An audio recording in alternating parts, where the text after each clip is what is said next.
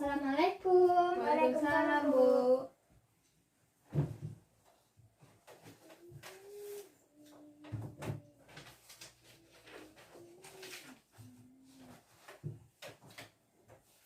Selamat pagi anak-anak Ibu. Pagi, Bu. Gimana kabarnya hari ini? Baik, Bu. Alhamdulillah baik ya. Sebelum kita mulai belajar, alangkah baiknya kita berdoa terlebih dahulu agar pembelajaran kita pada hari ini diberkati Allah Subhanahu wa taala. Silakan ketua kelas dipimpin doanya. Berdoa mulai. Berdoa selesai.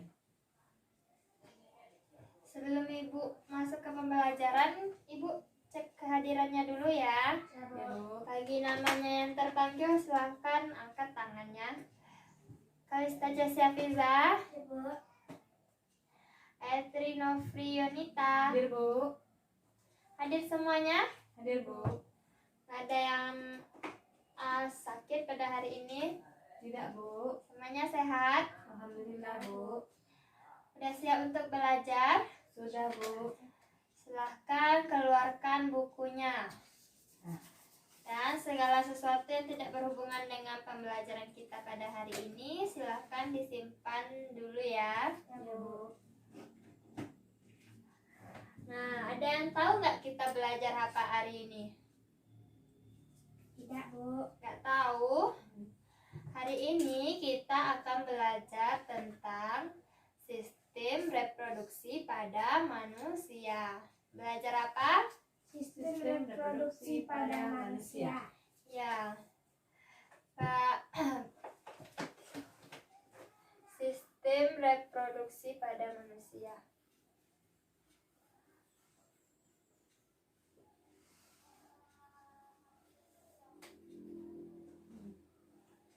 Nah, pada pembelajaran ini Ibu harapkan keseriusan Ananda semuanya.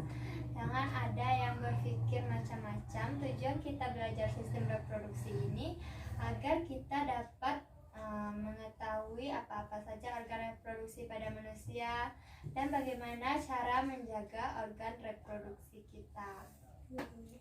Sampai sini paham? Paham, Bu. Nah, materi yang pertama yaitu kita masuk tentang pembelahan sel.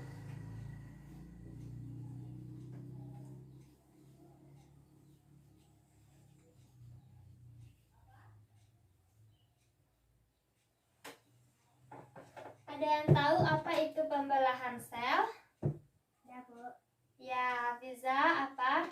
Pembelahan sel adalah proses membagi satu sel induk menjadi dua sel anak atau lebih. Ya, benar. Pembelahan sel adalah proses yang membagi satu sel induk menjadi dua sel anak atau lebih. Contohnya, misalnya ini satu sel induk. Nanti sel induk ini akan membelah lagi menjadi dua sel anak. Dan nanti sel anak ini juga akan membelah menjadi 4 sel anak, begitu seterusnya ya. Ya, Bu. Nah, proses pembelahan sel ini akan berlangsung pada manusia selama manusia itu hidup. Nah, ketika manusia itu sudah tua, maka kemampuan sel ini membelah itu semakin kecil.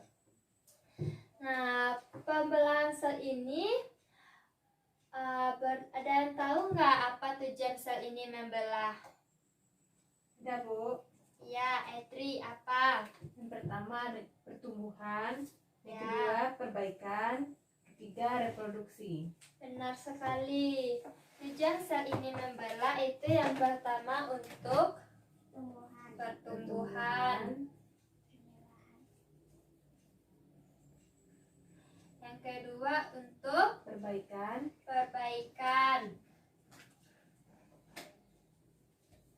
Dan yang ketiga untuk reproduksi. Apa itu pertumbuhan? Ayo, ada yang tahu apa itu pertumbuhan? Nggak tahu?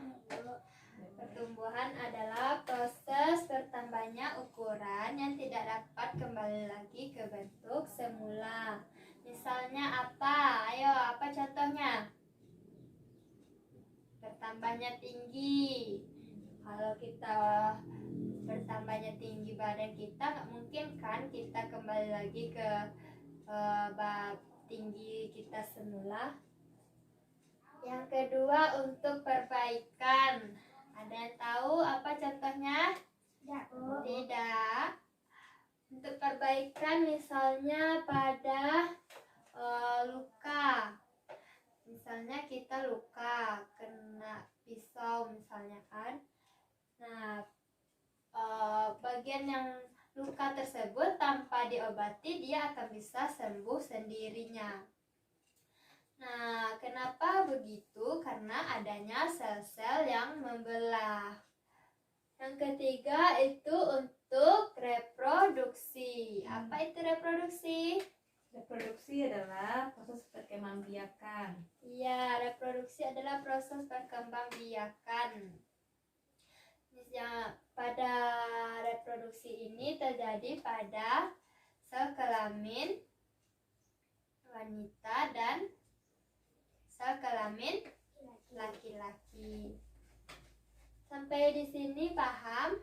Paham, Bu. Bu. Apakah ada yang mau ditanyakan? Tidak, Bu. Tidak, Bu. Tidak. Kalau tidak ada yang mau bertanya, sekarang kita lanjut ya. Sekarang kita masuk ke proses pembelahan sel itu. Proses pembelahan sel itu terbagi menjadi dua. Proses pembelahan sel secara mitosis dan proses pembelahan sel secara meiosis. Ada yang tahu apa itu pembelahan secara mitosis? Ada, Bu. Iya, kamu Etri, silahkan. Pembelahan mitosis adalah pembelahan sel yang menghasilkan dua sel anak, di mana sel anak tersebut identik dengan sel induknya. Ya, benar sekali ya. Pembelahan mitosis adalah proses pembelahan sel yang menghasilkan dua sel anak, di mana sel anak tersebut identik dengan sel induknya atau kita sebut dengan 2N atau diploid. Kalau pembelahan meiosis ada yang tahu nggak? Ya, Bu. Ya, Fiza. Pembelahan sel yang menghasilkan 4 sel anak. Iya, kurang lengkap ya, Ibu sempurnakan lagi jawabannya. Pembelahan meiosis adalah proses pembelahan sel yang menghasilkan 4 sel anak, yang mana masing-masing sel anak tersebut memiliki separuh dari jumlah kromosom induknya, atau kita sebut dengan N atau haploid. Sekarang kita masuk ke perbedaan pembelahan meiosis dan mitosis.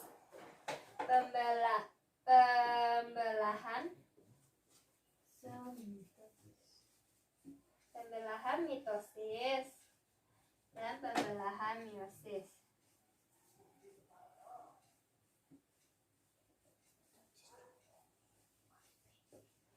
Nah, pada pembelahan meiosis ini itu menghasilkan dua sel anak. Sedangkan pada pembelahan meiosis menghasilkan 4 sel anak.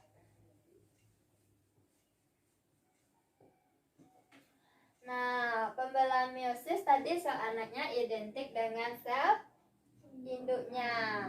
Sel anak identik dengan sel induk.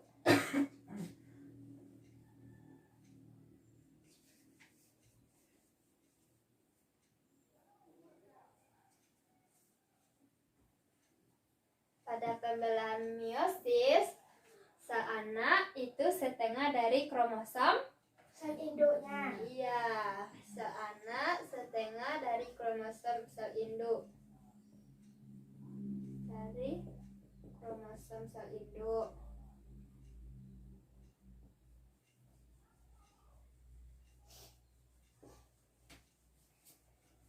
Atau 2N.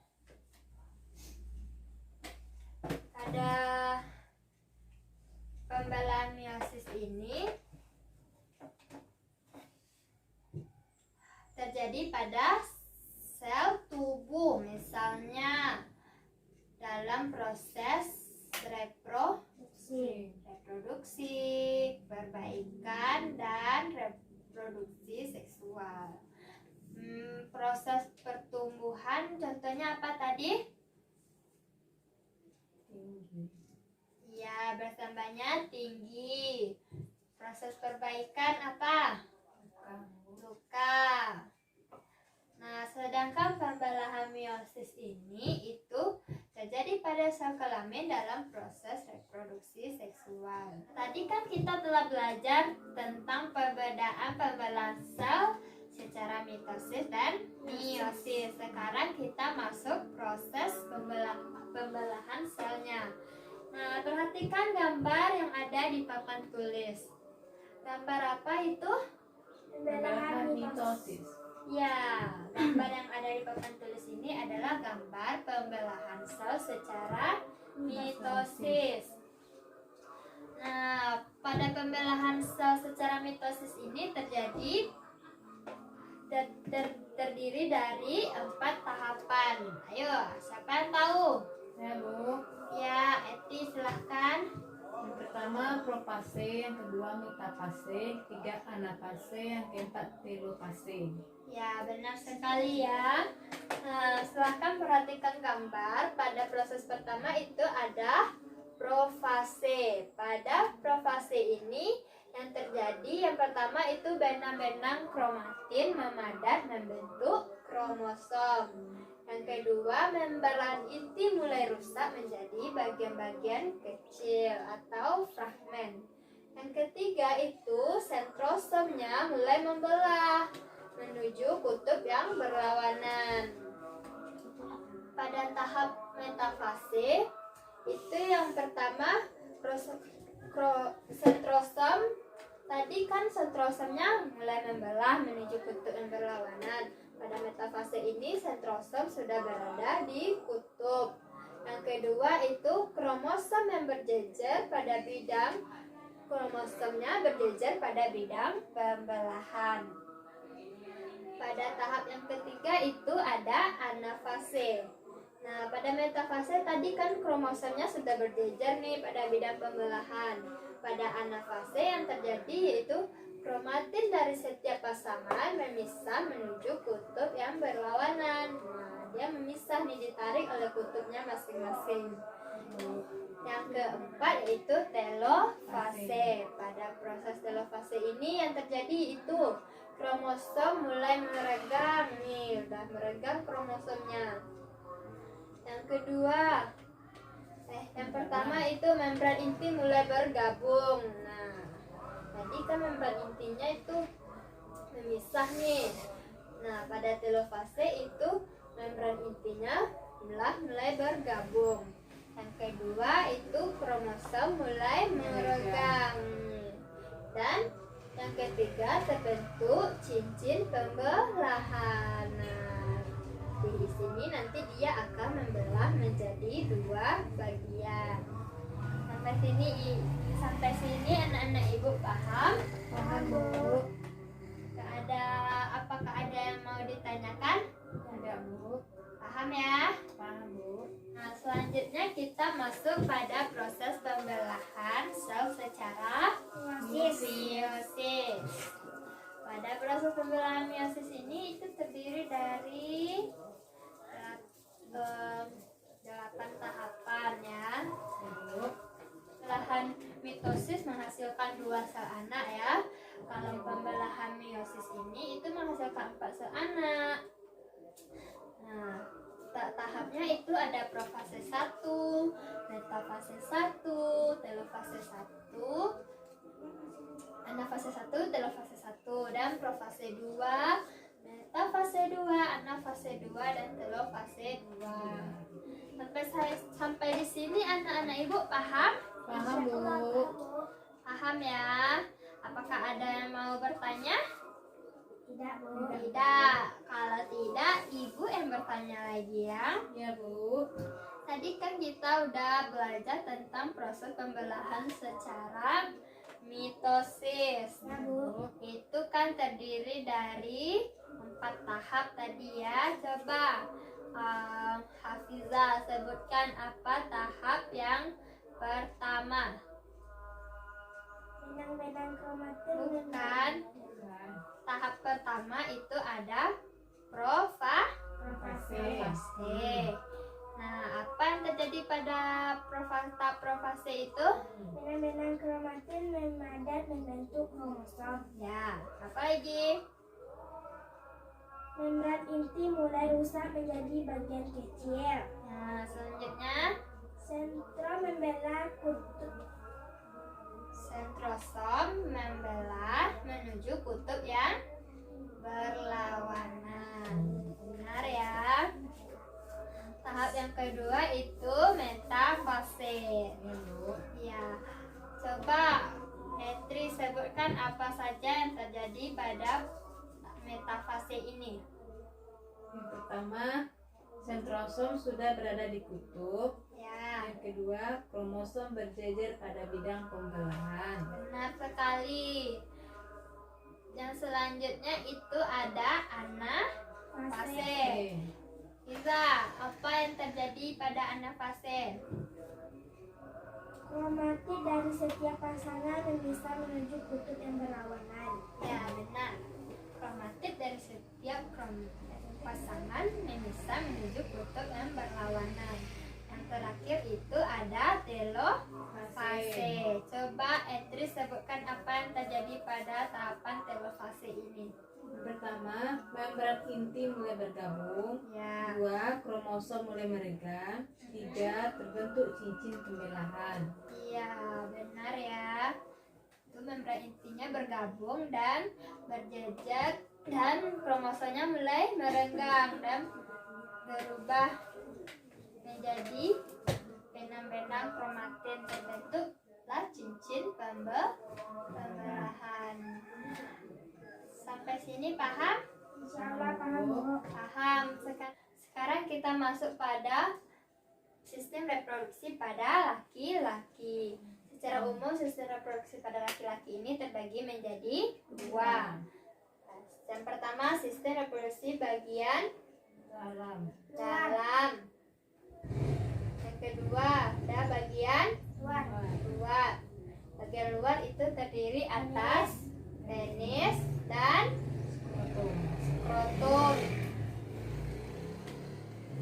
Penis ini berfungsi sebagai tempat saluran sperma dan saluran urin. Sedangkan skrotum ini, yang ini skrotum, itu berfungsi sebagai menjaga suhu testis agar tetap stabil. Organ reproduksi dalam itu terdiri dari yang pertama itu ada testis, yang kedua epididymis, yang ketiga vas deferens, dan yang keempat ada saluran uretra. Testis itu berfungsi sebagai tempat penghasil sperma. Setelah sperma dihasilkan oleh testis, selanjutnya sperma akan dikirim di epididymis. Di epididymis ini sperma akan disimpan secara sementara. Setelah siap untuk dikeluarkan, sperma selanjutnya melewati saluran vas deferens. Vas deferens adalah saluran sperma sebelum menuju ke uretra. Uretra ini adalah saluran keluarnya sel urin dan sel sperma. Urin itu berasal dari ginjal dan sperma itu berasal dari testis. Paham? Paham. Selain 4 organ utama tadi, ada juga organ bagian dalam yang berperan sangat penting, yaitu yang pertama ada kelenjar vesicula seminalis. Yang ini, kelenjar vesicula seminalis ini menghasilkan cairan yang bersifat basah yang nantinya dicampur dengan sperma. Feza, coba duduknya baik-baik. Kenapa? Apa tujuannya? Ada yang tahu? Ya, Bu. Nah, tujuannya itu untuk melindungi sel sperma dari sifat asamnya urin. Yang kedua itu ada kelenjar prostat. Kelenjar prostat ini itu menghasilkan asam sitrat, enzim, dan seminal plasmid. Seminal plasmid ini nantinya akan menghasilkan antibodi yang berfungsi untuk apa? Ada yang tahu? Antibodi ini berfungsi untuk membunuh kuman yang ada di saluran uretra.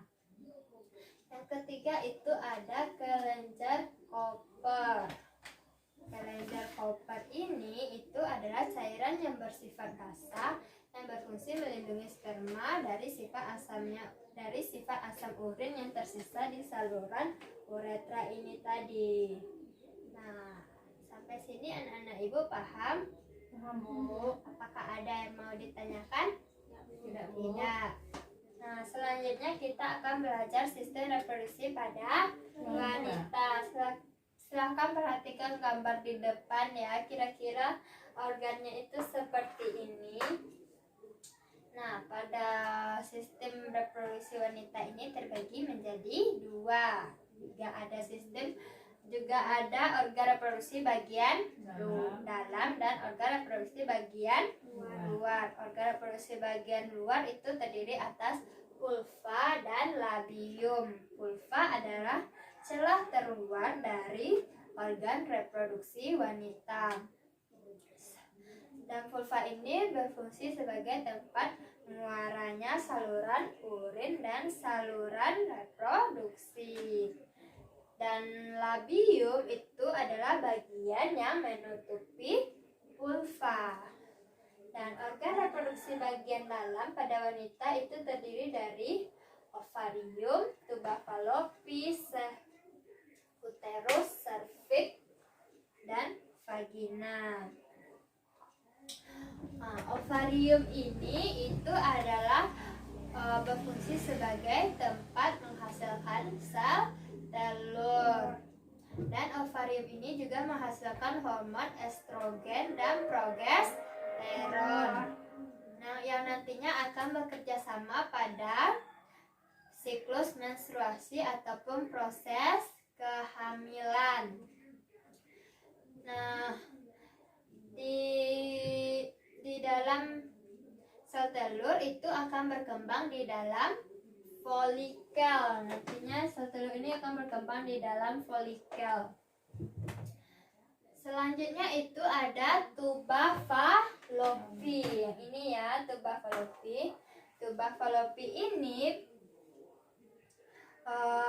berfungsi sebagai saluran sel telur menuju uterus dan tempat terjadinya pembuahan.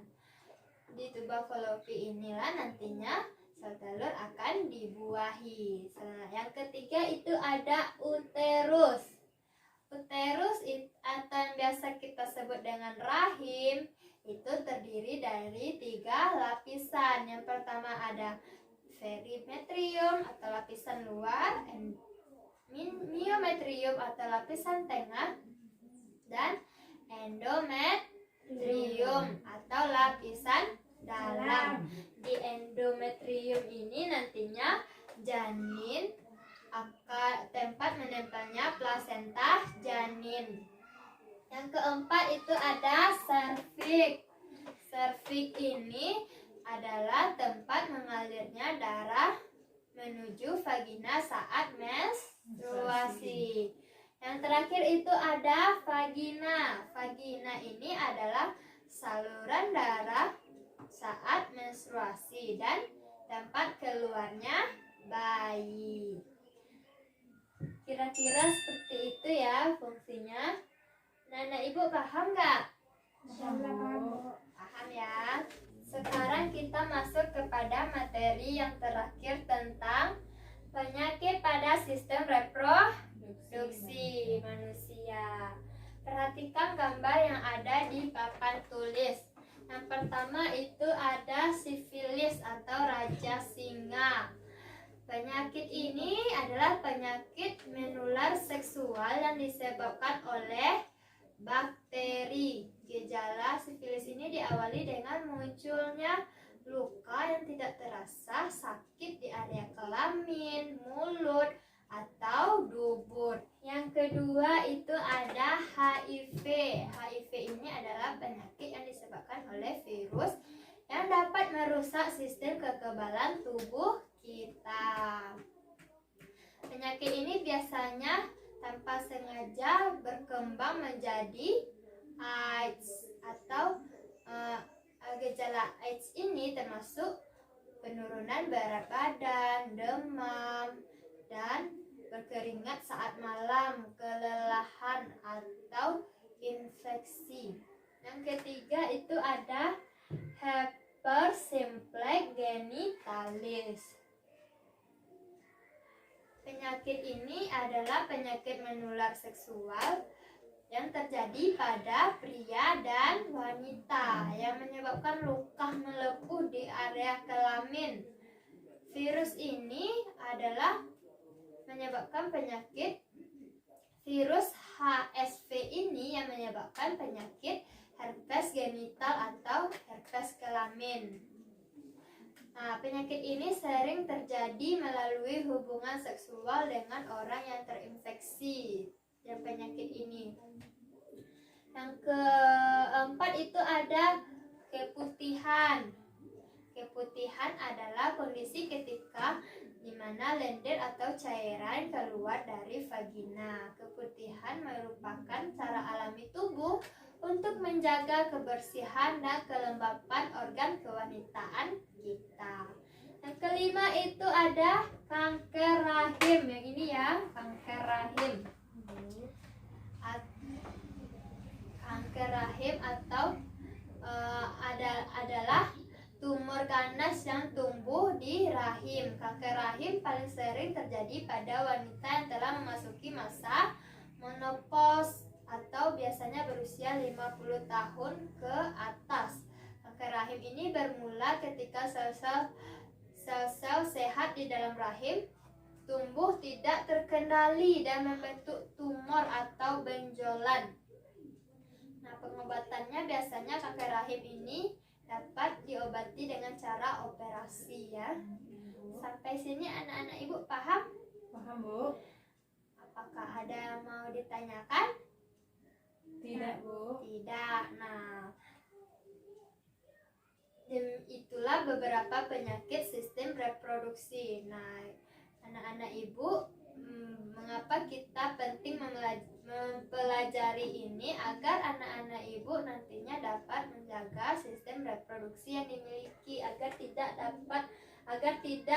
mendapatkan penyakit yang ada di gambar tersebut ya. Bisa mengantuk?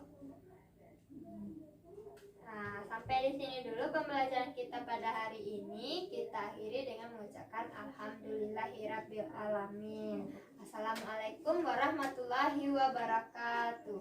Waalaikumsalam warahmatullahi wabarakatuh.